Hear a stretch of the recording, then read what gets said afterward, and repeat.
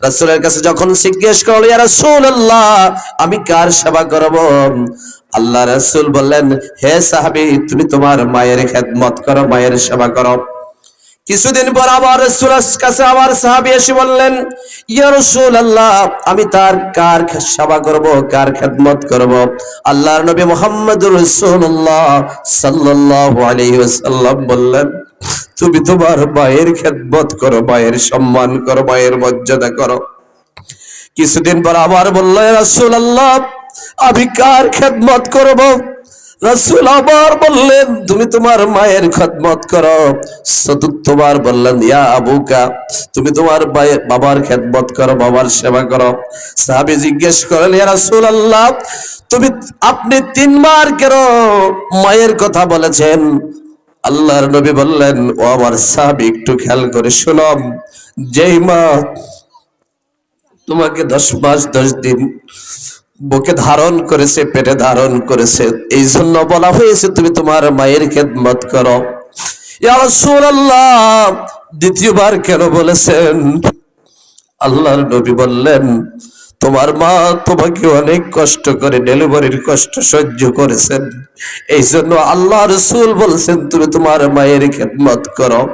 ইয়া রাসূলুল্লাহ তৃতীয়বার কেন বললেন? আল্লাহর নবী বললেন, তোমার মা তোমাকে 2 বছর দুধ পান করেছেন, লালন করেছেন।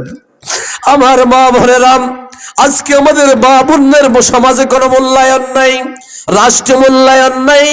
সেই সমাজে রাষ্ট্রে যদি মূল্যায়ন ঘটতে চায়, যে আল্লাহর নবী মূল্যায়ন করলেন, আল্লাহ রাসূল অন্য জায়গায় বললেন, জান্নাত তোমার মায়ের পায়ের পদতলে। সেই মায়েদের নির্যাতিত হয়, সেই মা বোনের আজকে নির্যাতিত লাঞ্ছনার শিকার হয়। ইসলাম কখনো সাপোর্ট করে না। আসুন সেই ইসলামের সমূহন আদর্শ আমরা গ্রহণ করি। দুনিয়ায় আখিরাতে আমাদের সম্মান মর্যাদা আরো বৃদ্ধি করে দিবেন কে? আল্লাহ রাব্বুল আলামিন আপনার আমার জীবনকে পরিবর্তন করে দিবেন। আরেকটি বিষয় আমি আপনাদের কাছে শেয়ার করতে চাই। আজকে সমাজের আল্লাহ রাসূল বললেন, যে ব্যক্তি 4টি কাজ করবে, সংক্ষেপে বলছি সময় কম, যে নারী দৈনিক 5 ওয়াক্ত নামাজ আদায় করবে, স্বামীর হুকুম মেনে চলবে, তার সতীত্ব বজায় রাখবে, সন্তান প্রতিপালন করবে, আল্লাহ রাসূল বললেন ওই ব্যক্তি জান্নাতের অধিকারী হবে। জোরে বলেন সুবহানাল্লাহ। কারণ মায়েরা, নারী জাতি ব্যবসা বাণিজ্য কোনো কিছুই নাই, নারী পর্দার সাথে থাকে, ঘরে ইবাদত করবে, সন্তান প্রতিপালন করবে, আল্লাহর ইবাদতে মশগুল থাকবে। কিন্তু পুরুষের বিষয়ে এত স্বাধীনতা আল্লাহ রাসূল কোরআনে কাউকে দেন নাই। আমার সেই মা বোনেরা কিছু ভুল ত্রুটির কারণে নিজের জীবনকে ধ্বংস করে দিচ্ছে। কারণ অনেকের ভিতরে আজকে একটা বিষয় পাই, আমরা এই বিষয়গুলো একটু প্রেসক্রিপশন আকারে গ্রহণ করব। আমাদের মধ্যে একটা বিষয় হলো গীবাত। সমাজের মধ্যে একে অপরের সমালোচনা করে, একে অপরকে ভেজাল সৃষ্টি করে, একে অপরের মাঝে কোন্দল সৃষ্টি করে, মানুষের মধ্যে বিভ্রান্তি সৃষ্টি করে দেই, একে অপরের ফেস খোঁজ এখান থেকে আরেক ঘরে নিয়ে প্রকাশ করে, তাহলে একে অপরকে লাঞ্ছিত করে, লজ্জিত করে। আল্লাহ রাব্বুল আলামিন কোরআন কারীমের মধ্যে আল্লাহ পাক বললেন, ও আমার বান্দা বান্দীরা, তোমরা গীবত প্রচারণা করিও না, গীবত করিও না। ওয়ালা ইয়াগতাব বা'দুকুম বা'দাম আয়াহিব্বা আহাদুকুম আইয়া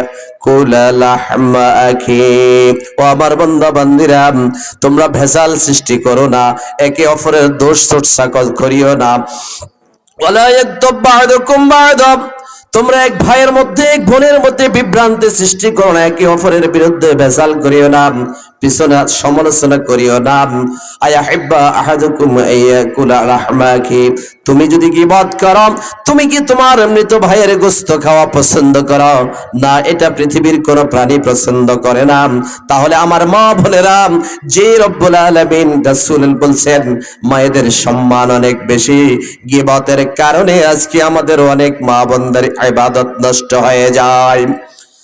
আরেকটি বিষয় হলো, আমাদের মধ্যে এখন বিশেষ করে মুনাফিকের চর্চা এমন ভাবে সমাজের মধ্যে হচ্ছে, আমার মা বোনেরা সহজ সরল মানুষ, আমার মা বোনেরা অত্যন্ত শ্রদ্ধার মানুষ। কিছু কিছু মুনাফিকি আমাদের মধ্যে শয়তানের প্রচারণা হয়ে যায়। আমরা মানুষের মধ্যেই মুনাফিকি করার কারণে বিভ্রান্ত হয়ে সামাজিক বিশৃঙ্খলা সৃষ্টি হয়ে যায়। একে অপরের বিরুদ্ধে সামনে একরকম কথা, পিছনে আরেক রকম কথা। এই ঘরে স্বামীর সংসারে ভেজাল সৃষ্টি করে দেয়, শ্বশুর শাশুড়িদের মাঝে ভেজাল সৃষ্টি করে দিই। আমার মা বোনেরা, এই ধরনের মুনাফিকি করা যাবে না। আপনার মা বাবা ভাই বোন সবাইকে ছাড়ে আপনি শ্বশুর বাড়িতে এসেছেন, ওদেরকে হৃদয় ভালোবাসা দিয়ে, উদারতা শ্রদ্ধা সম্মান দিয়ে আপনি তাদেরকে মা বাবার মতো সম্মান করবেন। তাহলে আপনার সম্মান দুনিয়ায় আখিরাতে বাড়িয়ে দিবেন কে? এই জন্য অধিকাংশ নারীরা, অধিকাংশ মা বোনেরা নিজের মা বাবাকে মূল্যায়ন করে কথা বলে, শ্বশুর শাশুড়ির মূল্যায়ন হচ্ছে না। আজকে প্রতিটি সংসারে বেজাল হওয়ার একমাত্র কারণ হলো নিজ স্বামী ছাড়া সে আর অন্য কাউকে চেনে না।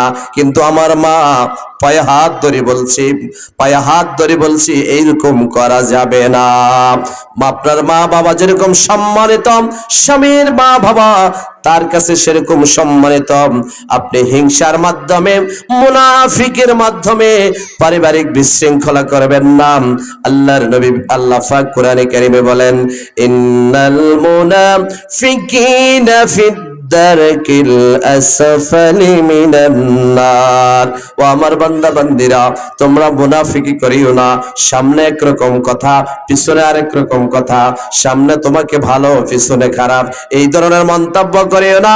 পরের সংসার বেজাল বাজিয়ে দিও না।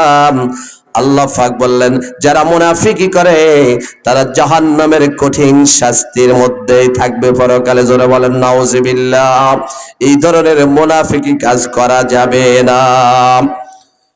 আল্লাহ পাক রব্বুল আলামিন যে নারী জাতিকে মর্যাদা দিয়েছেন, সম্মান দিয়েছেন, আমরা এখানে যারা আছি অনেকের মা বাবা দুনিয়াতে নেই। আমরা মা বাবার জন্য, আমরা তাদের জন্য অসংখ্য কিছু করণীয় আছে। আপনি যদি ভালো কাজ করেন, আপনি যদি নেক কাজ করেন, আল্লাহ রাসূল সাল্লাল্লাহু আলাইহি ওয়াসাল্লাম বললেন, আদালু আলাল খায়রি কাফাইলি। আপনি স্বামীর সংসারে এসেছেন, মা বাবা ভাই বোন রক্তর আপনজন পাড়া প্রতিবেশী সব কিছু ছেড়ে দিয়ে এসেছেন। আপনি আপনার জীবনকে যদি সত্যের পথে ড্রাইভ করেন, পরিচালনা করেন, আপনার প্রতিটা নেক আমলের সওয়াব আপনার স্বামী মা বাবার কবরে অটোমেটিক পৌঁছতে থাকবে।